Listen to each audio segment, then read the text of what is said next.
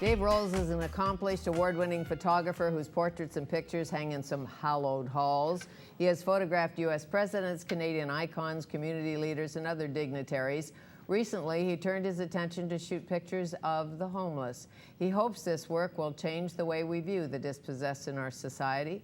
It is my pleasure to welcome Dave Roels, official Vancouver Board of Trade photographer, back to Studio 4 to tell us more. Still official photographer, Board of Trade? Yes.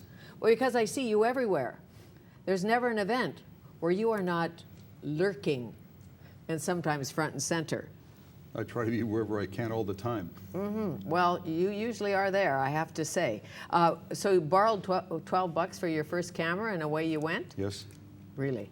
I was working at a gas station at, it was an Esso station at 12th and Dunbar, or 12th and Alma, Right. or 10th and Alma. Yeah. And I borrowed it from my friend, went and bought the camera after school one day, then went to work and walked in and told they didn't need me anymore. So, So? so I had to get a job to pay my friend back $12. But did you have dreams as a young boy of being a Joseph Karsh or a portrait photographer or just a photographer, an artist? I always liked the arts as a youngster, but I was always afraid to express my creativity. And when we had family gatherings, my mother would bring out her camera and I would manage to get a hold of it and take pictures, and I really liked it. And then I thought later on, I could probably do a lot better if I had one of those cameras where you could turn the front of the lens. Right. And it wasn't until many years later that I actually got a camera. And what was your first job? My first job. First job, just jobs, professionally. I think it was freelancing for the Vancouver Province newspaper. Oh, Because I so the news biz. Yes. And then what?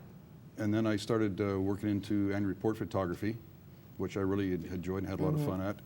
And then I got into doing convention photography. And it was a lot of years later that I actually got into doing portrait work, because when I was a member of the Photography Association, I asked a couple of the guys, would you take me to your studio and show me how to do portraits? And they said, no, only the subject and me are in the studio, nobody else. So they wouldn't, I couldn't take it, so I had to learn on my own. So what is the key to doing a great portrait? Figuring out when the mouth expression matches the eyes. Well, if I'm photographing you right now and talking to you, you know, if you ever get embarrassed how people's get red and starts going up Yes. the side of their face, well, people's expressions I watch are like that as well.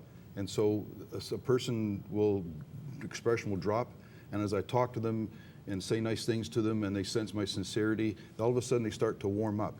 And then I just try and capture the expression in their mouth, balancing the eyes, and then I just shoot. And are some people naturals? Yeah, Just naturals. The premier of Gordon Campbell, I photographed him a number of times, and if you can't get a good shot of the premier, you might as well get another job. 'Cause the guy, He just goes bing. well, Maybe he has a career in television. well, he comes and he gives, and I connect really well with him, and so it doesn't take much to get a decent photograph of him.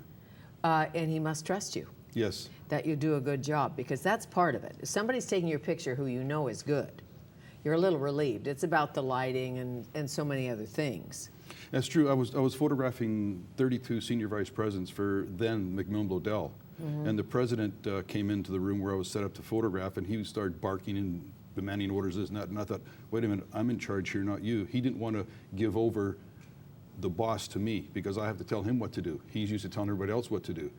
So I dusted off the dandruff off his shoulders that wasn't there. I fixed his tie that was impeccable. I sort of brushed his hair that was impeccable as well. And then and it caused him to relax, because he felt inside that I was looking after to make him look good. Sure. And then I get it. But you don't say cheese or say sex or anything like that. No. No, I just asked you how many boyfriends you got. Oh yeah. See how you just warmed right up, right? I warmed right up with that. Yes, I did. Do you want the count? No, now we're both blushing. Okay, so back to the darkroom. In the early days, you spent a lot of time there, I guess. Yes, I did. Before digital. Yes. I spent a lot of time in the darkroom until I could get to the point where someone else could do it for me, because I wanted to take pictures. I didn't want to be a darkroom technician. And there are people who spend 40 hours a week in a darkroom printing, so if they're spending 40 hours a week, then let them do it because they're going to be much better than it at me. I'd rather be 40 hours taking pictures. Right. Is it more difficult to take a picture of a mere mortal or a celebrity, or does it depend on the person? At one time, I thought the higher-ups would be harder to do, but they're just as easy as anybody to do because they're people. They have good communication skills, and they recognize that you want to do something with them to make them good, and they cooperate. So they're pretty easy to do. Sure. Okay, so the Carol Taylors, and I mean, she's such a beauty anyway. Gorgeous. That would be easy. Yes, and we always say to you, as you know, a little photoshopping, if I have a double chin, you take care of it now. So the homeless, what, were you working with homeless? How did this begin? Well, I had a studio at Carroll and Hastings, and for 3 years, and my studio looked out onto Hastings Street going up towards Maine. And I saw the people lined up doing drugs, doing all kinds of things. And there's the Potluck Cafe, which is just on Hastings Street across from the Army and Navy. And I went in there, and they had some photographs of some of the local residents on the wall. And so I borrowed in my portfolio of Order of Canada people and said, would you be interested in putting some of my pictures up on the wall? And she said, well, the Order of Canada people are nice, but it's not our clientele. So if you want to shoot some of the people in the neighborhood around here, then we'd be happy to put them up for you. And so that's what got me into wanting to photograph homeless street people and whatnot. And had you ever been homeless? Could you relate? Had you had tough times? Well, I used to do a lot of drugs, and I OD'd on drugs and spent 40 days in 3 psych wards, and so That's a tough time. So I guess I could say I hit the bottom, and I can relate to a lot of these people. But it's important. You know, you're honest, you're forthcoming, and you think, there but by the grace of God. Go on. I almost went. That's well, right. you did almost go, but you didn't go. Right. So you're taking a picture of one of the people at Club Freedom. Tell me about Club Freedom, firstly. Club Freedom started around a little over 5 years ago, and it's people who are homeless, people who have addiction problems, some people who are in social housing. They just don't quite have enough money to make ends meet. You get the odd person who the law's looking for come in, and so it's a place where they can get together on a Sunday and get a warm meal. And also Jeremiah is the chaplain there, so he preaches a message for half an hour, and so people get it's like their church. Yes, and it's a warm meal. I saw tablecloths, and the food looks great. Yes. Lots of volunteers serving food, volunteers serving guests. So the people who live on the fringe or are living on the fringe at the moment are Club Freedom guests. Exactly. Really, hence the dignity.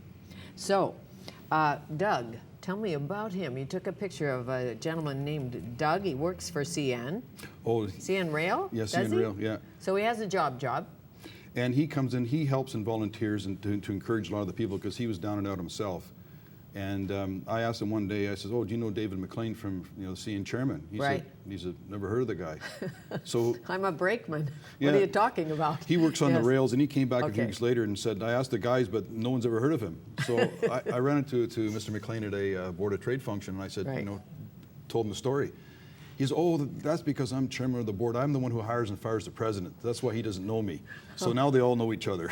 Oh, how perfect. So you connected Doug with McLean, and now his son, as you know, is head of the Board of Trade. Yes. The George story, I love. It's a wonderful portrait. George, he is a character. He likes to be teased. Well, you wouldn't know it, but I like to tease people and have fun. Just trying to break the ice because some of them look like they're so down and out and they're depressed, whatever, so you just give a little elbow. But he likes to tease back. And he works at the volunteers, and he counts the people coming in all the time. Those little clickers and stuff. Yes. And then, of course, you go over and say, I noticed you clicked twice and only one person came in.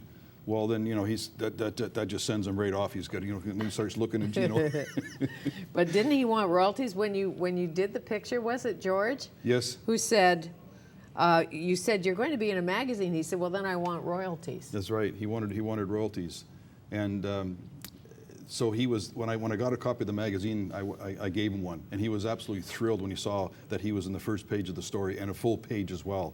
How great. He was quite excited about that. How great. Tell me about the oven man, Robert. Oh, the other man is Robert. Yeah, he's quite a character, that guy. Robert has left Club Freedom.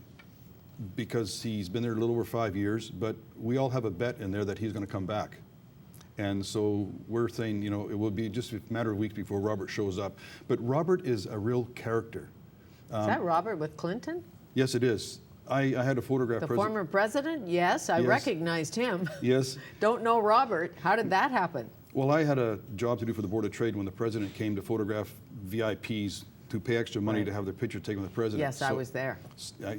So I said to Robert, I'm going to do this. Would you like to come with me? So he said, okay. So he got a clean new shirt on, new pair of pants, nice polished shoes, came, and so he helped out. And so he was shocked when I called him over to have his picture taken because he didn't believe it, you know. And so there it is. And now he is. How fabulous. I wasn't on the VIP list, so I don't have that picture. But maybe one day if Bill comes back. If he comes back, then you can be my assistant and I'll get you in. Okay, I would like to do that. I'm not so good at photography, but I can pretend. I can fake it. Well, you just have to be there, that's all. Okay. Tracy, is she the one who doesn't come to Club Freedom very often? That's correct. She didn't come very often, but when she comes, you know she's there. She's just a ball of life. And she actually came and asked me if I would take her photograph because I was doing some portraits that day she came. Right. And she came to me and said, could you take my picture? And I said, sure. And when she came in the studio, she just lit up like a Christmas tree, and she just enjoyed the whole experience. I see her mugging right there. Oh, yeah. So is this like a private room where you photograph the people? Do you set it up like a studio shot? Yeah, there's a room adjacent in the warehouse that just next to the kitchen, and I just put a backdrop up and a light and invite people in, and I go out and solicit them. Right. And how do you build that trust? Like with a guy like Tex? He's seen me there for quite a while. They've seen me with my camera, and we put some photos on display one day, so a lot of them saw the photographs. But Tex, he likes having his photograph taken. When I photographed, he was like, okay, Tex, we're finished. No, I want to do some more. And no. I want to be on the cover of Black and White Photography. What are you talking about? Exactly. And Ralph, Brenda, and Bruce, the last three. Tell me about Ralph. Ralph. I've got Ralph on He here. had a loaf of bread that he was picking off the table. There's a table that they put bread comes in and people can take it with them.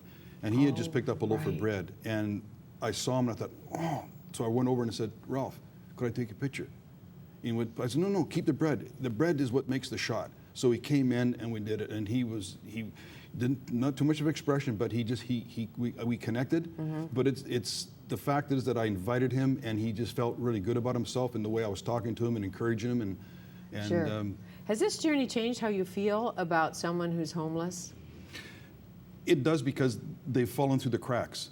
They have heart-wrenching stories of their experiences with different social, agencies and stuff. Right. And when you hear them, it's just like you just want to walk down there. I know so-and-so in the community. I'm going to go down there and pound the table. But you can't do it because it's not your fight. It's theirs. No, I understand. But it's pretty amazing, as you know, because but for the grace of God, because many people who are, not many, but some who are homeless come from a wealthy background, a middle-class background. It so doesn't matter. That's right. And many don't. But it's tough sledding. It is. There's one fellow who comes who's not in the photograph because he refused to have his photograph taken. He's homeless. He lives in the shelters around town. He's been doing it for 5 years, and it's a personal decision. He used to work in the forest industry, in the union, had a couple of houses, but lost it all to alcohol and then into drugs. And he has a family member who works for a major airline in town in Canada, who's a senior executive, but he's a homeless guy. Right. And let's hope that's not forever. No. I thank you. Thank you, Fanny. Nice to see you again. Yes, thank you. See you at the next shindig. You're going to Cavalia tonight? You probably are. Dave Roels, photographer, acclaimed photographer.